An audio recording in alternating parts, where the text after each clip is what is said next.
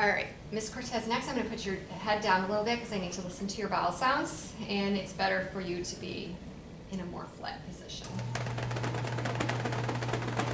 Are you comfortable? You're not having any difficulty breathing? Okay. Sometimes you'll find patients have difficulty breathing, so you want to make sure you get down to a comfort level where they're not short of breath. Okay, and you only want to expose as much of the patient as need be, just for privacy. And under normal circumstances, you would go skin to skin, but for this demonstration purpose, I am just going to go over her shirt. And we're going to listen to 4 quadrants.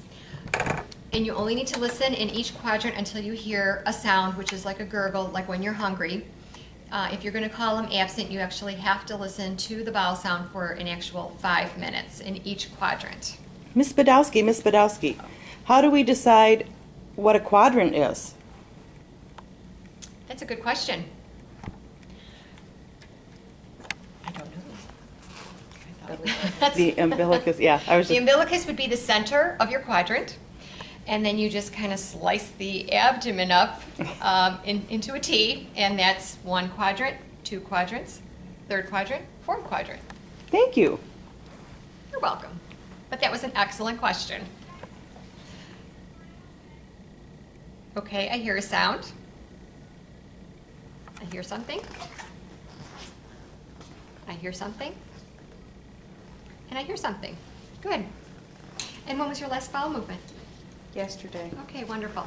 The next thing after you're always going to auscultate first, then you just palpate the abdomen, and never firm palpation, okay? Just kind of lightly palpating, checking for any firmness or distension, and then you go down just above the symphysis and you're palpating and looking for bladder distension, and everything is normal, within normal findings here. Okay, Ms. Cortez, I'm going to put the head of your bed back up. Okay, so next we're going to move down to the lower extremities. Again, when I was assessing her abdomen, I was looking at the condition of her skin.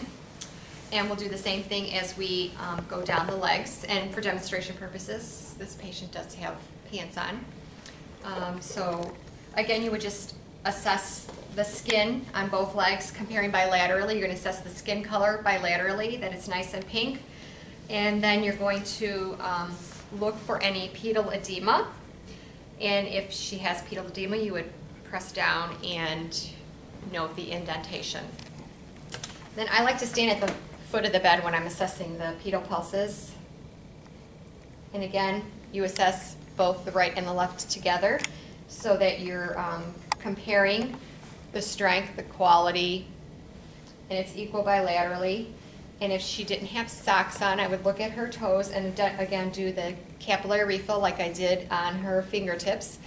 And again, you would want a capillary refill of less than 3 seconds.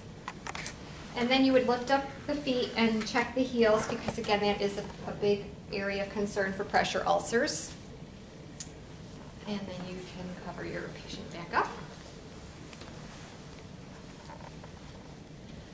And then, well, that pretty much completes our head-to-toe assessment. However, we still have an assessment left to do in the environment.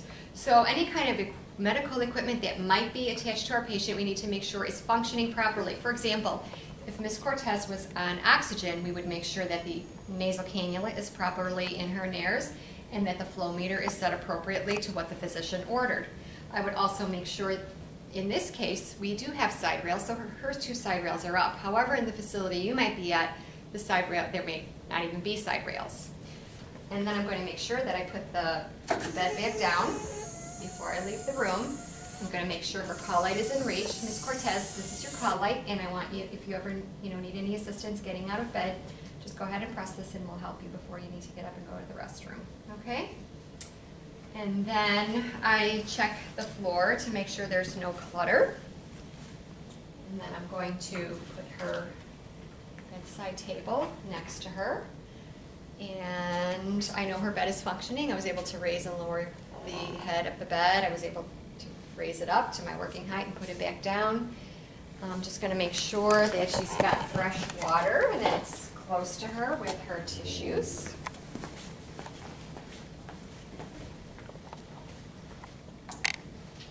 And I know Ms. Cortez is on thin liquid, so it's okay that she's got regular water in there. And then I'm just going to lower this so she's within her reach. And that completes our head to toe assessment. I just need to go and document. Gotta Thank you. bring-